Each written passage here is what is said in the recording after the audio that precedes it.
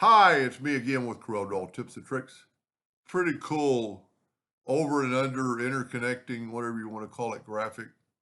And if you want to take a screenshot of this right here, to make it easy, we're going to use the graph paper tool, which is underneath your polygon flyout. And I want it 6x6 squares.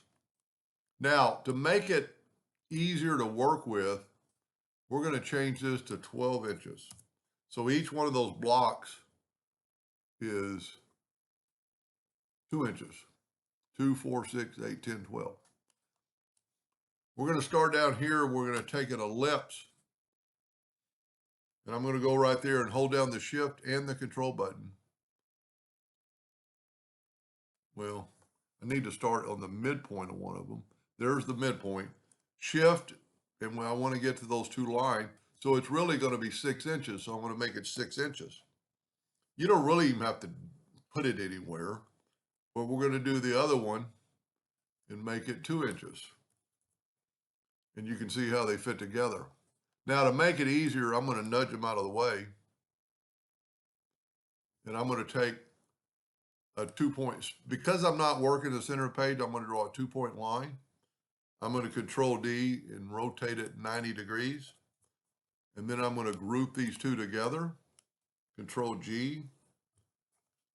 And then I'm going to put it right here in the center of this. Now, I really want that top quadrant first. So I'm going to just delete these lines. I'm using the interactive fill or the virtual segment delete key. And now I can delete there, and there's my line. I'm going to group these together, Control G. I'm going to start right here on this one box. Okay. Now we need to, you can go in any order, but we're going to go straight up with this box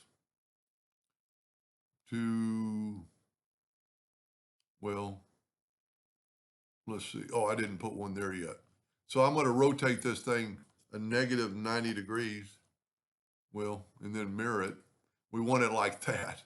So we're going to use that first box again and see I'm snapping to it.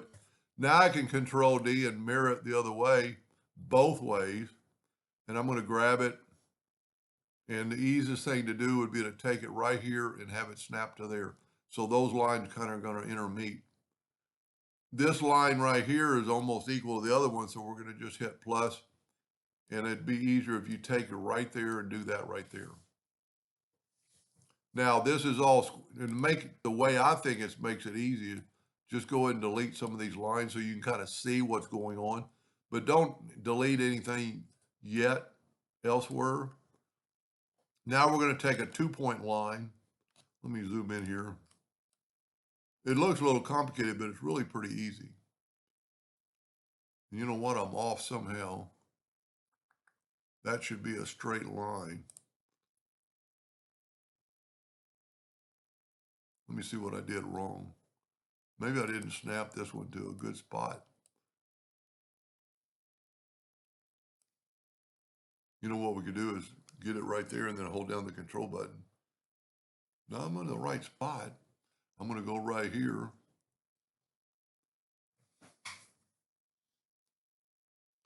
That's off. Let me make sure these other lines are not. Yeah, these other lines work. What did I do wrong there? Let me back up here so I have more squares. I can almost see it now. Let me back up all the way. I should have looked at that before I deleted anything. Get that 2-point cross and have it snap to that node. There we go. Now I guess, so don't delete the lines until you get these lines drawn so you can kind of see it. Now we're going to delete some lines that we're going to end up needing in a second, but I'm going to go ahead and delete these lines and these lines. And if you hold down your Alt key, it'll kind of, anything you cross the path with, it'll delete it. Having a little bit of trouble. But I like using the Alt key because you can just kind of do whirling cues and swirls. We don't need that, so that's fine. Now, I'm going to have to add 2 lines that I deleted. You want to have this line here and this line here. Now, I'm going to group this together, Control G. I'm going to take my Smart Fill tool. I'm going to go ahead and do a different color this time. And I need still to delete some lines. If you don't, you're going to have to do a lot of work. So I'm going to get the Smart Fill tool now and fill in that. And I'm going to nudge that over and nudge that over, and I'm going to weld it together. That will get rid of any internal lines. And we don't need, I need to cut out one more line here. But I don't want to get rid of this graphic yet. So now I'm going to use the other color on this part and then fill that in. And because that is the other parts grouped together, I can shift select that and weld them together. Now I can bring this over. And if you remember, I grouped this together so I can delete it at any moment. Now I'm gonna use these lines. I'm gonna use this corner. So I'm gonna put this back and I'm gonna Control D and make a duplicate. And then I'm gonna move the rotation to that node and rotate it 90 degrees. Well, one thing I did wrong, and the reason it did it, I did not group these two things together. So Control G to group, Control D to duplicate. Move your rotation to there. Corel will do that if you don't group things together. See, it's automatically, and now we can get rid of this other graphic. And you have an over, under, over, under. And there's a lot of things you can do with this from here. I might even make a second video tonight about it. Let's see what it looks like with a black box around it. It's not going to change too much, but I think it makes the colors just pop out.